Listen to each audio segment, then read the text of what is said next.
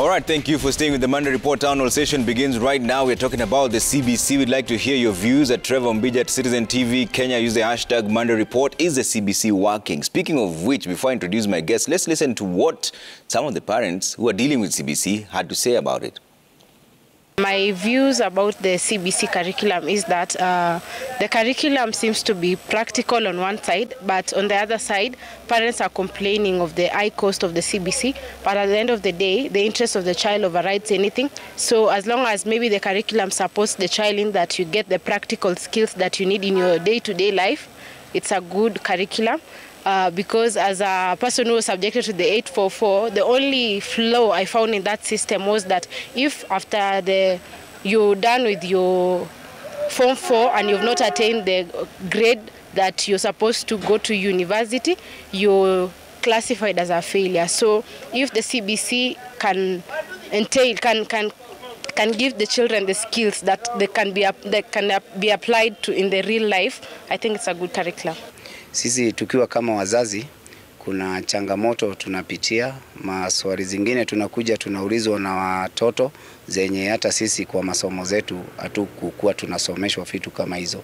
Kwa hivyo ningeomba hata kama hii masomo ya CBC inaendelea, vile serikali ilikuwa inasema wachukue maoni kwa wazazi na wachunguze zile vitu zinastahili kuwekewa maanani. Juu sasa zimewekwa vitu mingi, hata watoto wenyewe vitu zingine hata waelewi. Sisi wasasi tunaulizwa maswali, unanyamazia mtoto. Mimi kwa upande wangu ningesema CBC ni kwa upande wa walimu wao wakiangalia sana na kutoitisha vitu demanding excess. Sababu kwa mfano tulikuwa na mzazi mmoja akisema mtoto ni mmoja na kwa shule wako mtoto kama 50, wamedemandwa mtoto aende na kilo moja. That is wastage of resources kwa wazazi na vile pesa iko ngumu kupatikana. At least wapunguze, hata kama inahitaji vitu ndio wafanye practical, wasiwe wakidemand, wakalculate kwanza walimu. Wanaangalia tukiitisha nyama kilo moja kwa kila student, that is 50 kgs. What for? Okay, interesting views there. Let's bring in Kennedy Achesa, lecturer and education expert in Dimulika, he chairperson, Kenya Secondary School Heads Association, and Otoasi Funa, who's a teacher joining us from Rwanda. And Indimuli, I'll start with you on this. Is the CBC working? You've heard the complaints from the parents speaking to us. Thank you very much, Trevor. Thank you very much, my co-panelists. I'm happy to see them. I think asking that question, whether it is working, may not require a straight answer. I say, yes, it is working, and or no, it is not working. But what is important is we need to, of course, listen to what the parents are saying, and we also need to see what was the thinking behind the start of the CBC curriculum. And I've seen a lot of confusion where people are comparing CBC and 844, which are two different things that cannot be compared. Because when we are talking of CBC, we are talking about a pedagogical approach to teaching and learning that is more child-centered as opposed to the teacher-centered. And 844 is a structure of education. So we may not compare structure and a pedagogical approach. I think that is what I would want to say on the onset. Yeah. So when we look at now how we are doing the things, then we can say we need to adjust here and there. As I hear from the parents, we need to adjust and ask ourselves what is leading to the complaint that the parents are bringing in. Yeah. But I know just answering yes or no may not be the way to go. But Indimuli, is it fair what the parents are going through? Some of them being asked to give their children meat, 1 kg meat, some others being asked to give them chicken to be prepared in school, some products that even they don't have at home and they're struggling to get. Is it fair, or are some teachers being overzealous? This is where I'm saying, as we discuss this, there are certain things that we need to look at. We need to look at the issue of implementation of the curriculum.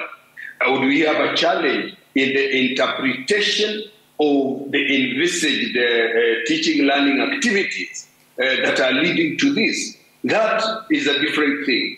Of course, when you are saying that with 50 students and you are asking each child to come with 1 kilo of meat, of course that is an exaggeration because you're going to get 50 kilograms of meat at one go. Then you would want to ask yourself, what is the activity that the teacher wanted the students to undertake? Did the activity require a total of 50 kilograms for that learning session?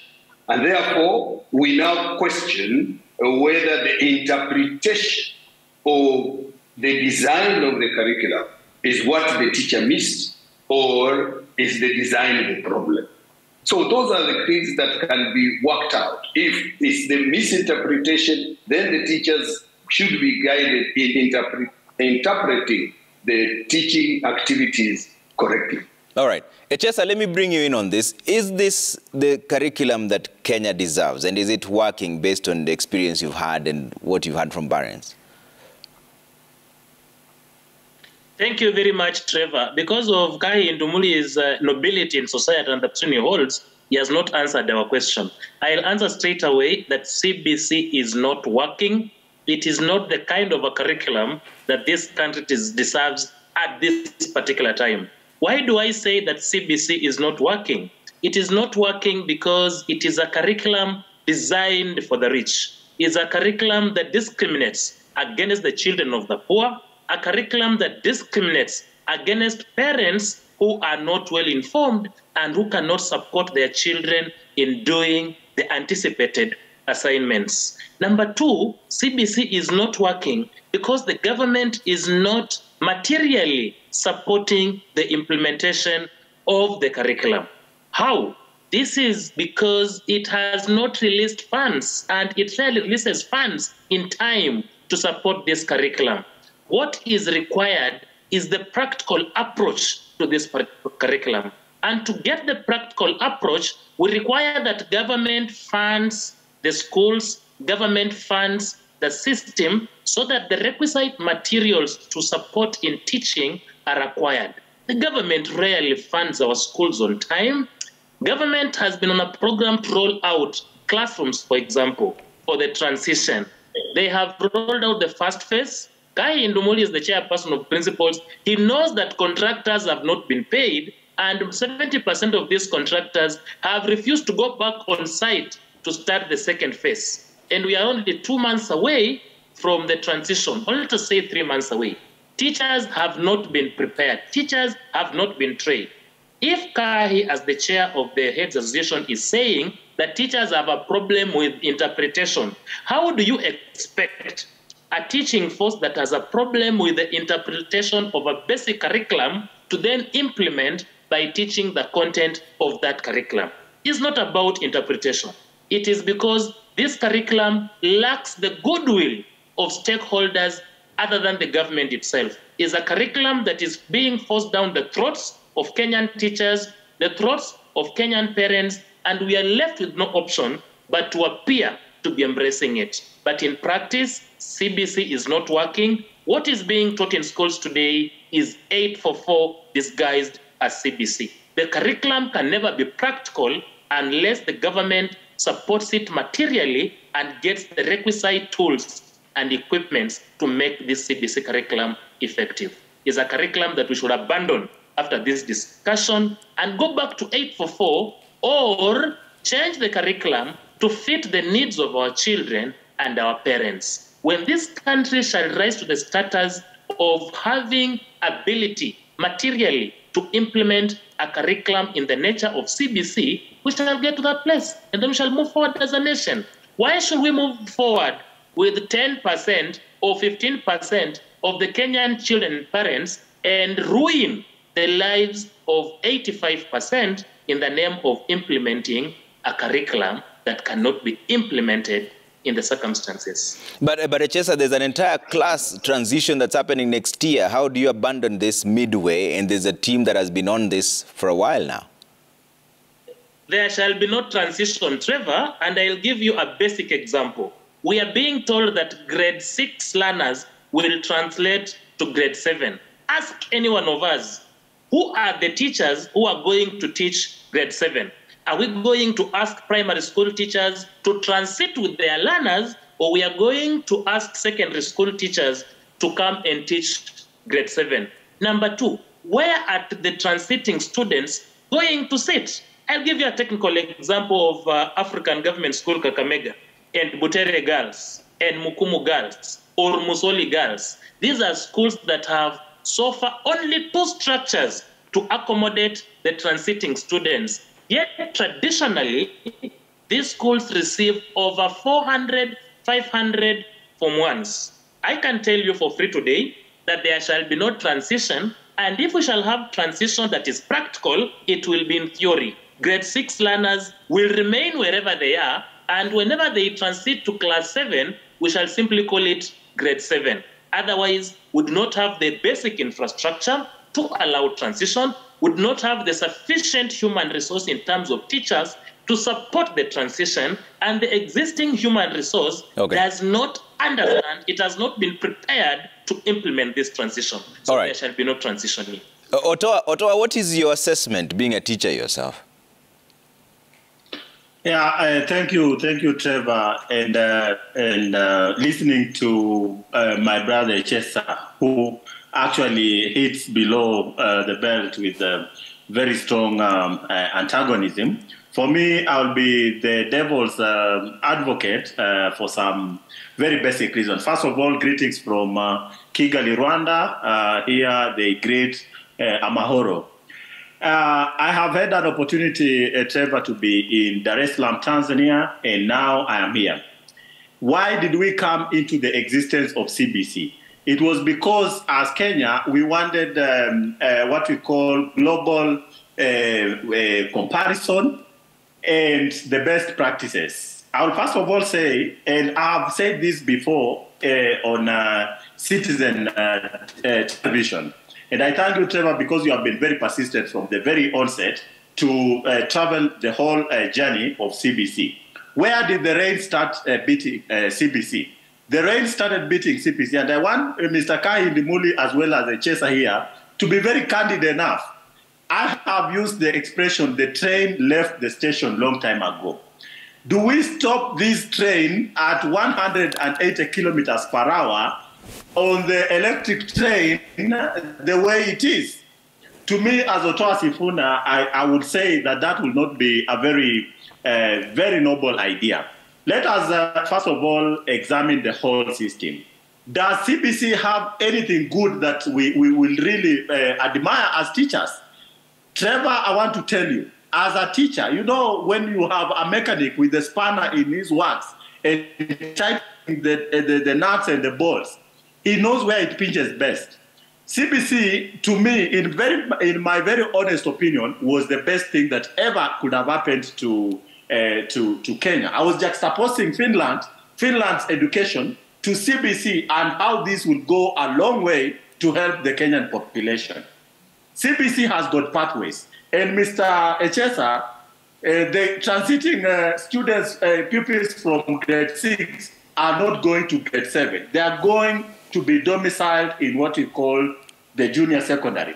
Having participated in the designing of the curriculum, we actually were called under the auspices of Kenya Institute of Curriculum Development, and we went for 2 weeks at Naivasha. Trevor, I want to quickly say this, that in each and every estimate of what Kai Indimuli refers to as the learning activities and the learning outcome, we provided what we call is an alternative.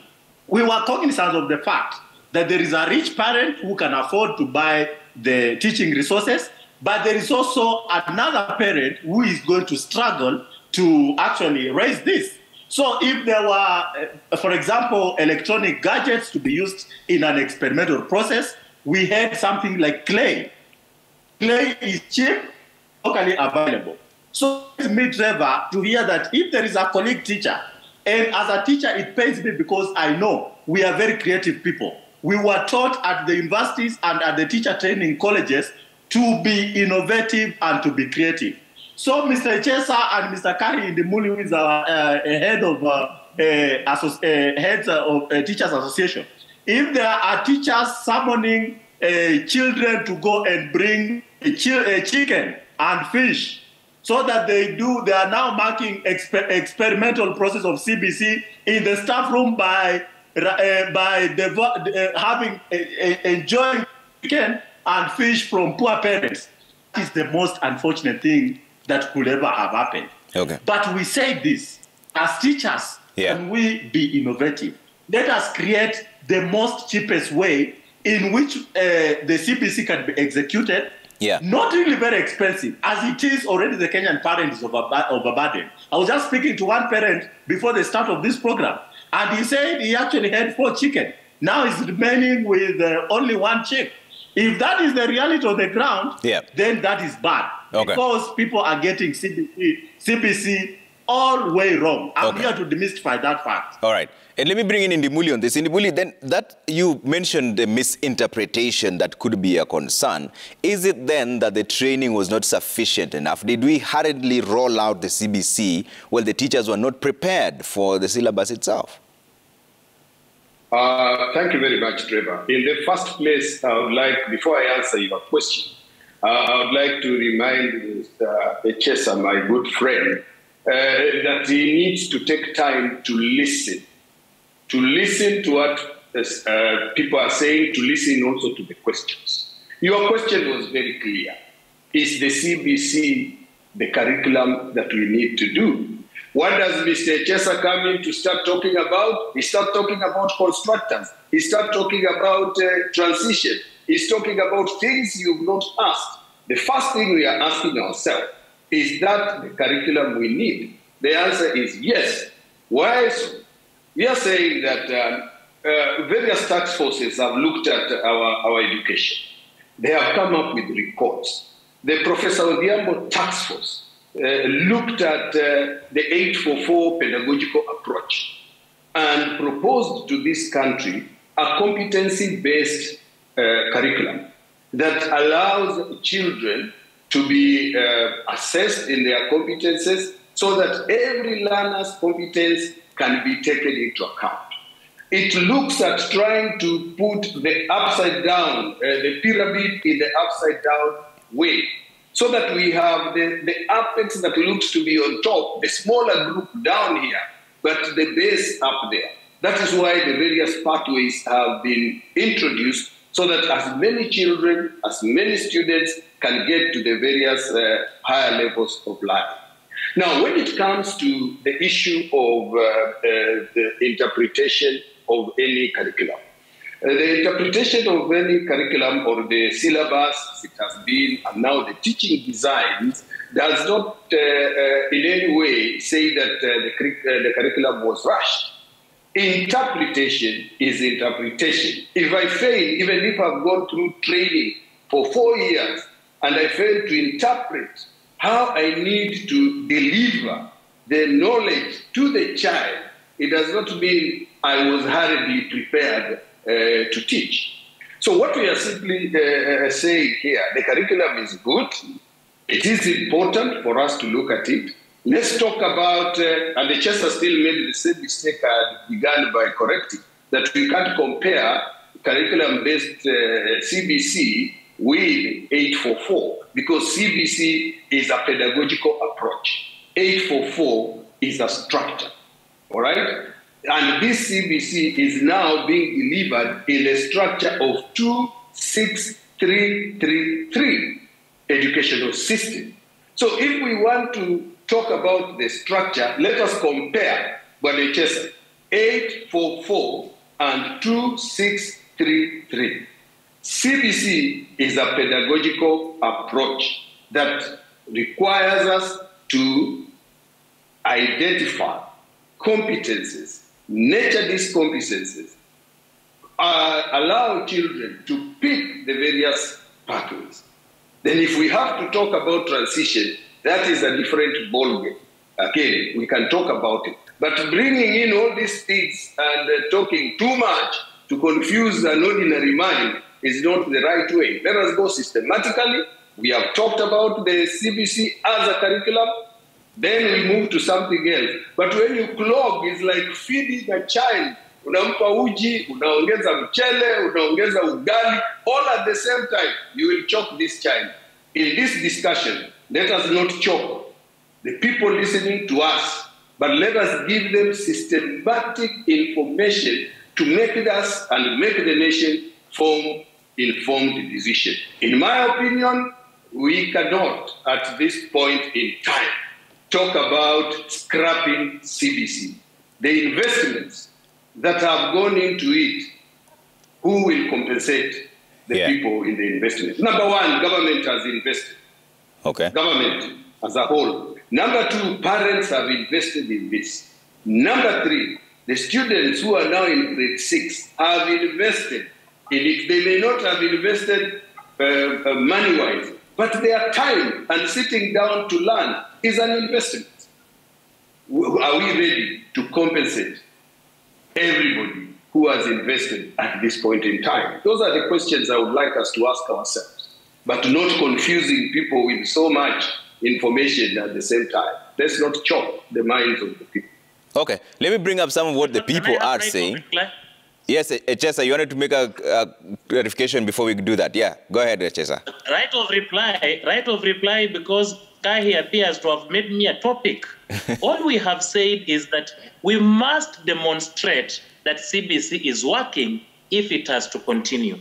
And I have ably demonstrated that CBC is a curriculum that is designed for the rich. CBC is a curriculum that is out of reach of the ordinary parent. Remember, under our constitution, every child has a right to education. And one of the elements of the right to education is affordability. If an education system is not affordable to all and sundry, it is an education system that must and should be abandoned. My good brother Otoa has said that this train left the station and it is moving at a very catastrophic speed. Why should we have the train move at that speed when we are seeing an imminent accident in where every passenger is going to perish? The best is to stop that train, let the passengers come out, and we save them. They can even walk on foot and go far. Why have we not prepared our teachers sufficiently to implement this curriculum? And Kai is not denying the fact that teachers were trained for 5 days. How do you expect to train teachers for 5 days for a curriculum that was designed for over 5 years? This thing is not practical, and the more we insist implementing CBC from our big offices in Nairobi, the more we suffocate the children of the poor in the villages, who are a majority, from accessing an education system that is beneficial to them. Students of Chavakali High School, at one time when 844 was functional, were doing a subject called woodwork, and they were producing chairs that teachers in that particular school were scrambling to buy. And guess who was the principal of that school at that time? Our good friend Kahi Indumuli. What has happened today that we need CBC to produce such chairs? The mutilation of 844 by stakeholders should not make 844 appear like it was a very bad curriculum. And because teachers have not been sufficiently prepared to teach CBC, and they must continue teaching and earning a salary, the same teachers are teaching 844 because they have not been given the materials that are necessary to teach the CBC. Where did we take music? Where did we take home science? Where did we take agriculture? We pushed this subject to secondary schools and made them optional.